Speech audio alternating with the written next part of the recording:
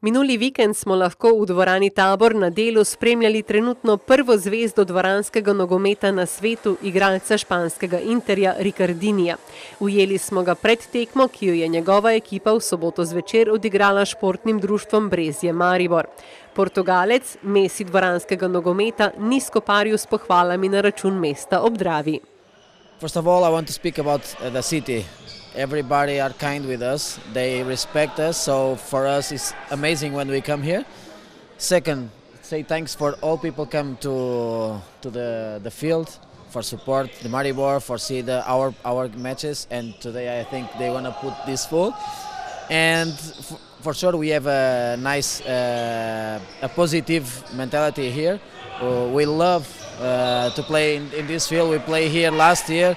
We play against Maribor, difficult match, but today we will see because we are qualified. We are first now in the group, so let's see. Ricardini nam je pred tekmo zaupal svoje občutke o derbiju, ki je sledil dobro uro po našem pogovoru. Normally I try to be a leader because I like this position, you know. We want to win, like I told you. We play always for win the matches. We're going to play against Maribor. They will play in home. They want to show something. They don't win. They don't win in the group already. So we will try to do our best. We will try to win. Today I don't will play because I have yellow card. So they don't want to risk. Gremo k že omenjeni tekmi. Domača ekipa se je zavedala moči nasprotnika, ampak kljub temu je bila odločna, da mu zmore konkurirati. Rezultatsko ne bomo to gledali, v bistvu, ker nimamo možnosti napredovanja, gremo pa v bistvu uživati, podigrati eno dobro tekmo. Hud nasprotnik so, vse rezultati kažejo na to, vsi njihovi uspehi v lanskem letu in letih prej. Tudi kadrovsko po imenih so zelo močna ekipa, ampak tudi smo v teh dveh dokazali, da se lahko kosamo z vsakim, tako da mislim, da se bomo tudi z njimi. Kljub temu, da najboljši igralec v svetu futsala tokrat ni pokazal svojih spretnosti na igrišču, je Inter kar 4-krat zatresel mrežo Maribora. Ta pa je zadel le enkrat. Poraz ne moreš biti vesel. Vesel sem v bistvu, da smo se ponovno pokazali v dobri luči, da smo se enakovredno kosali z ekipo, ki je lani bila evropski prvak. Želeli smo si preboj med 16 najboljših ekip futsalov v Evropi, torej v tako imenovani elite round. To pomeni, da bi morali v naši skupini osvojiti vsaj 3. mesto.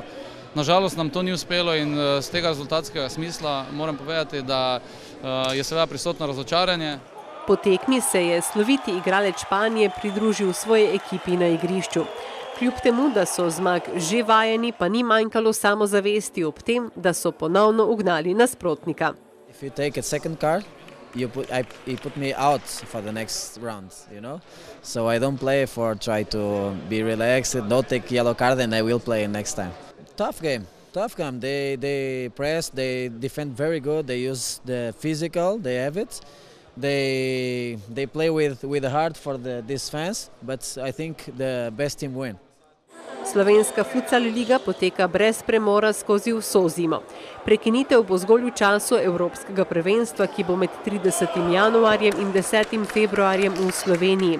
Ekipa Futuranet Maribor ima po mnenju trenerja potencial, da obrani naslov slovenskega prvaka.